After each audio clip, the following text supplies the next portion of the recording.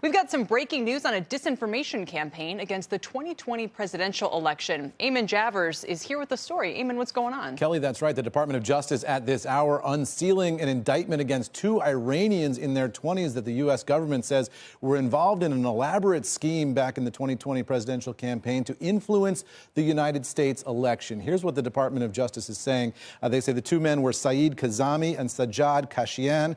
They both obtained confidential U.S. voter information from at least one state election website. They sent threatening email messages to intimidate and interfere with voters, and they created and disseminated a video containing disinformation about purported election infrastructure vulnerabilities. Now, the question here is, to what end was all of this done? And what officials briefing reporters over the past couple of minutes have just said is that they think the Iranians here were trying to just sort of undermine confidence generally in the U.S. election, confidence in democracy itself among Americans. They were targeting both Republicans and Democrats with this campaign. The two men are not within U.S. legal reach, so they will remain unarrested for now, but they're going to have a hard time leaving Iran if they want to travel, given all the Interpol interest that's going to be in these two men. So this coming just one day now after we saw a release yesterday from U.S., U.K., and Australian authorities, all of those folks issuing an alert about Iranian hacking aimed at companies. This one focused really on infrastructure and the healthcare sectors. CISA, the FBI, U.K., and Australian authorities warning of attacks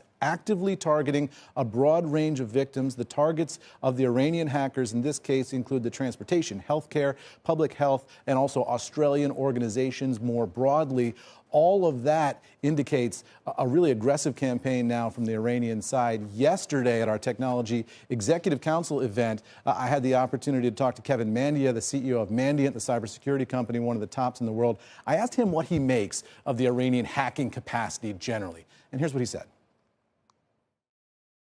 They're operating with efficiency. They're operating with malware that can be updated.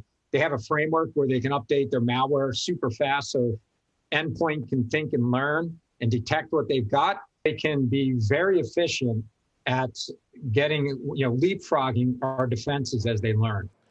So Mandia has a high opinion of the Iranian hacking capability. He also had sort of a pessimistic note. He said if it comes to an all-out cyber war, the United States could be in some trouble. Here's what he said on that point.